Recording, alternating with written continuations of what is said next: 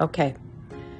So you taught Allison and I many, many things, and you extended it to everyone, really.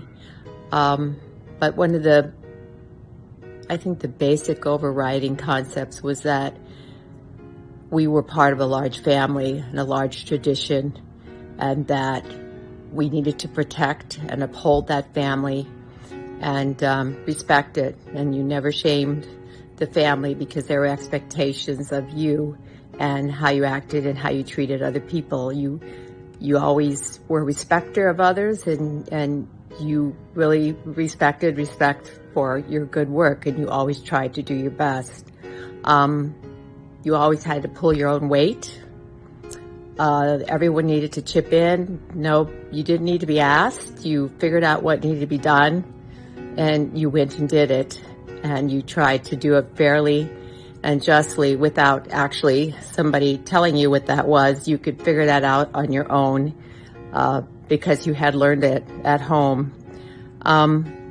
You were always kind, and people enjoyed being around you because you really did spread joy. And I think that your smile was a most sincere way, and your laugh of sharing that joy, and you could listen, you could hear what people had to say. You always searched for the best ideas that there were, and you tried to be part of things. You would say to me, let's go get the girls. It's time to go do this because, let's go. It's time to go be part of life and to make the next moment happen. And it's so important. Of course, the other thing that you always said was put your money in the bank, earn your money, find a way to make that happen. And you did that from the very beginning when I don't even think nobody had anything, but everybody figured out how to make the most of what you had and to put your best foot forward and to make yourself have the best opportunity possible. So this is the song, and let me see if I can do it.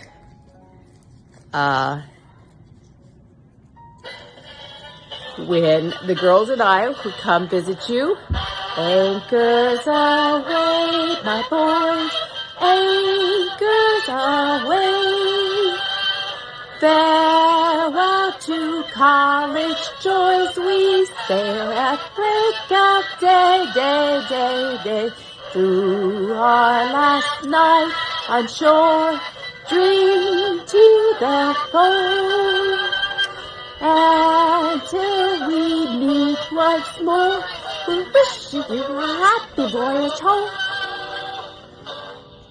So I hope that you've had a happy voyage home.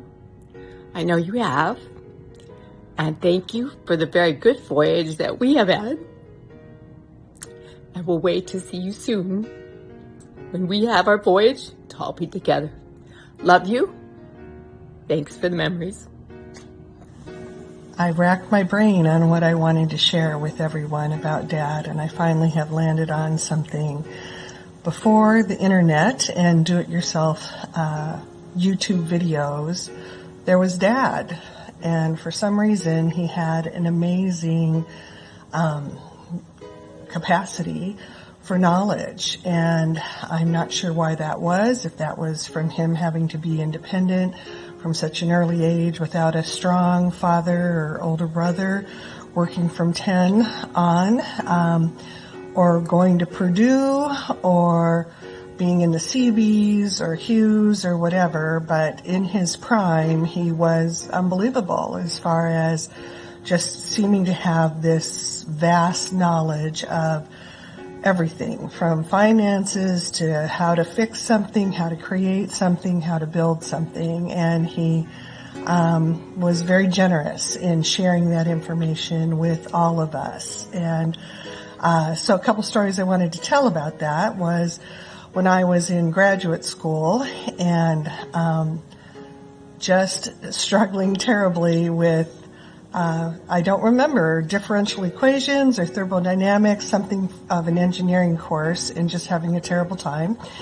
And I must have called Mom and Dad to get some sympathy or something. And It was late at night, and Dad offered to drive out and help me. And they lived a half an hour away from where I was living at that time in grad school. And he came out, and he was still working. He was 50 at that time. And it was just amazing because I was having to look up formulas when Dad could literally quote them. I mean, he just could dig this up out of his brain, and he fully understood them as opposed to my just memorizing something temporarily. Anyways. So he just was amazing and, just really understood why things were the way they were and was able to explain that to you. And it just was truly remarkable. And he never made you feel bad about not understanding something. I was trying so hard not to do this. Anyways, another story I had to tell was when I moved up to Phoenix. And I don't think I was married at that time, but I had a house that had a cooler on the roof, and I wanted to use the cooler. And I knew nothing, of course, about how to change the pads or start up a cooler, what you needed to do to prepare that. And I was able to call Dad, and there it was up on the roof with the landline telephone on speaker. And, of course, Dad just talked me through it. And again, that just was an example of the countless times where you could call Dad and he wasn't there with you. He didn't have to go look something up. He didn't have a visual of whatever you were looking at. And you could just say, this isn't working, or this, how do I do this? And he could literally tell you how to fix it, how to build it, what to do. And it was truly remarkable. And I think about, people I've met through the years and known and so forth, and the list is a very short list, or no list, of anyone who could really do that the way Dad could do that. And he was amazing in his prime as to how he could do these things. And so generous with his time and skills. And I remember thinking after Mother died, and I would go visit, and he would have built something or fixed something at that house. And, whatever it was like a 2 or 3 person job. And I would say, my God, how did you do this? Who helped you do this? And nobody had helped him do that. He had somehow rigged some boxes and some wood and built some whatever and had used a broom, I don't know, to be these 2 or 3 other people that you would have normally had to create whatever it was he was building or fixing or whatever. And he never thought anything of it. It was just what he needed to do whatever. And anyways, just so impressive. So there are many stories, but those really, in my mind, exemplify who Dad was. He and Mom created wonderful memories for all of us, and a wonderful legacy for the generations ahead. Anyways, love you all. Miss you so much, Dad. Thank you. It's a sad occasion to talk about Eugene Vitale, who I've known for over 53 years and has been such a driving force in my life. To be able to marry his wonderful daughter, Alicia, and to go through high school and college and my entire medical career. It's been a pleasure to know him, a man with such high standards and so many accomplishments in his life. He's truly missed. He always supported his children and his family so well. And he is a man that I was able to do many projects with. We helped build his house in Tucson, and this was one that he designed, and he was the general contractor on it. And we actually did all the wiring in the house, so I got to know him real well as we did such a major project. He has been so accomplished that he was able to retire when he was 62 and had almost as many years retired as working, which sometimes can be a great goal. He enjoyed his retirement. We always enjoyed being around him and spending time with Lida Rita when they were together. But in his last 12 years after Lida Rita's death, he was always a pleasure, always so much intelligence and ability to make people feel at ease. We'll certainly miss that. But we know he's in the right place, and he's back united with his beloved wife, Lida Rita, and his chosen place of Tucson, Arizona, which has always been his home and the place that he developed so many of his wonderful characteristics that he acquired during life. So as everyone says, that we love knowing him and we will really miss Gene. We love you, Grandpa Gene. Hello, everybody. Just celebrating Eugene Vitale's life, my grandfather on my mom's side. Reflecting back on him and what he stood for, I started to search for virtues and traits that I had observed in his life. And to me, he was a Renaissance Stoic. He was the best of old world wisdom, justice, courage, and moderation mixed with new world class and knowledge. He would give me Hughes missile posters and build airplane and battleship models with me. But he was also the first man, a grown man, that I knew to take sculpture and painting classes. He was the first person I was aware of in our family to serve on a board of directors with the credit union, and he was also the master cheesecake maker in our family. I would observe him doing construction and Mr. Fix-It projects during the day, and then watch hours of Gene and Grace Kelly movies with my grandma at night. I know he had bad days and pain, like everyone does at some point, but he always greeted us grandkids with joy and support. It was instinctual to him even as his mind drifted in the later years. I'm proud to say that I'm part Italian because of him. I'm proud to have eaten in a naval officer club because of him. And I am proud to have chauffeured my friends, my clients, professional athletes, and my wife in 2 of his Buick Park Avenues. I will aspire to be as involved in my grandchildren's life as he was in ours, and he and Grandma were in ours. May they rest in peace. Whenever I think of Grandpa, I always think of his last name meaning vitality, and how that really sums up his ongoing just ability to keep going through life. And I always think of how he was maybe bore the brunt of some of the things for our family, like simple things, the way Grandma would make him eat the toast that dropped on the ground, or the way Allison said that he stayed up all night rocking Adam. He was always the go-to person that you could count on. Even if it was a difficult task, he would begrudgingly get through it and figure it out. He always had laughter. I remember him laughing a lot. And my dollhouse that he built, always building, fixing things creatively. So it's a good legacy that we all can carry on.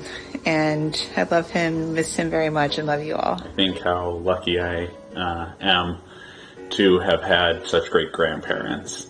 Between Grandma and Grandpa, they had, made this wonderful home in Tucson that, as a kid, and even into college, I got to go visit, and, whether it was, Grandma's mini tins of desserts, or Grandpa and I setting up trains outside on this giant patio in the back, or us all spending time in the hot tub, or having to, sit around the fire and enjoy a movie in the living room. I had so many great memories with them in Tucson. And then, as I got older and got to the U of A myself, like so many of the rest of us in the family, it was great to be able to go to basketball games and football games with Grandpa and get to, just have all the fun of doing that stuff, of going to BJ's Brewery afterwards with Mom, who, would come down from Phoenix, and Adam, and,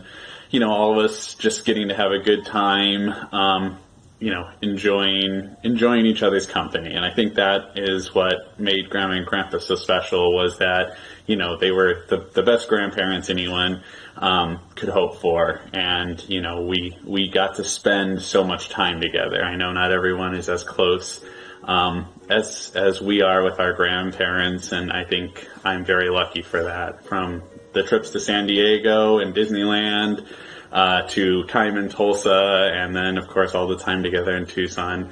I couldn't have asked for anything more. And so, while I'm obviously really sad that, Grandpa has passed, he got to live 90 amazing years, and got to, build our family, the Rainey's, the Cromptons, and all the grandkids now, was all from the work that he and Grandma did to allow us to all have, the lives that we do now, and to have this kind of close-knit family, which really I don't think is very common, and I'm so grateful for. So, love you, Grandpa, love you, Grandma, and I miss you, but thank you for everything you gave us. I guess I'd say I got to know Grandpa at a few different times of my life and of his life. I don't remember too much from when I was a little kid, but of course I remember the atmosphere and the home that he and Grandma made in Tucson, and how these times with them were full of love and full of energy. And when I was going to school at the U of A, I didn't spend too much time with them. I was always so busy with stuff at the university, but I was sort of given, I guess, a second or a third chance in and around Seattle. When he moved up there with Mom, I had many weeks, maybe even a few months, to really spend more time with him and talk with him. And as I had discovered more of the world in Italy, and had started to learn some Italian and get interested more in history and these sort of things, I learned a lot more about him and about the family, and why I always have felt so connected to him, to Mom, to Grandma. And I saw this firsthand in Italy, and that the cultures reflected that family comes first, and quality time together, and these big, yummy family meals. These are things that I could see in Italy, and I could recognize it immediately from how we all grew up. I wish we could bring back some of those times, and I'd love to rewind the clock and be there in Tucson with everybody, just like when we were young. But I'm really happy and lucky that I got to know Grandpa at a different time, and it was incredible how at almost 90 years old, he still could recount all this history and all these stories of growing up, and of his family, and what he knew about his parents, and everything. It was just so incredible how really fit he was, mentally fit and physically fit, even at almost 90 years old. And as I got so much into this new culture with Italy and so forth, the funny irony was that his father and some of the Italians around Illinois were trying to maybe integrate and lose some of their Italian culture and get English, become more American, disappear into the melting pot. Grandpa helped me get in touch with the Italian culture that had sort of been, let's say, forgotten. And at almost 90 years old, one day he went out into the garage with me, and he helped me saw a couple pieces of wood, and then paint a couple flags, a Swedish flag, an Italian flag, because for me, these cultures had become more important and very interesting. And I'm so grateful for his never-ending optimism and positivity, and always smiling, laughing, so easy to laugh, and really didn't take things too seriously or too stressful. It was really a good person to be around. And I'm always just so impressed at all the things that he could do with his hands, with his mind. Just an incredibly smart guy. So I'm going to miss him a lot, but I'm sure I'll see him again someday, and maybe when that comes, an even bigger family reunion will happen. As I think about Eugene Vitale, I think about my fondest memories in Tucson at the U of A. I got to experience a lot of great things with both Gene and Lida Rita, going over to their house, and I remember my first Christmas there, and the amount of presents under the tree was remarkable. And just the love you got when you walked through that door. And watching them in the stands at the basketball games and the gymnastics meets. And they just cared so much for both Jason and I. And they welcomed me right into the family right away. So Gene was such a loving and caring and kind man, and I'm so glad I got to get to know him and have so many great memories with him. So love to all the family, and I hope he's up in heaven with Lida Rita, just holding hands and smiling down on all of us. Bye. I am so happy that I got to know Grandpa Gene. Some of my favorite memories are in Tucson, where we would get to go to football or basketball games, and also exploring the great food in Tucson, especially places like Robert's. So I will definitely miss him, but he had a long, full life, which is what everyone hopes for. I got to know Eugene from my summer in Seattle in 2019. My strongest memory of him is this one. Every morning when Adam and I were going downstairs to prepare our breakfast, Eugene was sitting on the couch watching TV. I said good morning to him, and he would raise his hand, laugh and smile at me, and would say good morning back. His smile and his good morning filled the morning always with positivity, and it made me smile too. May he rest in peace.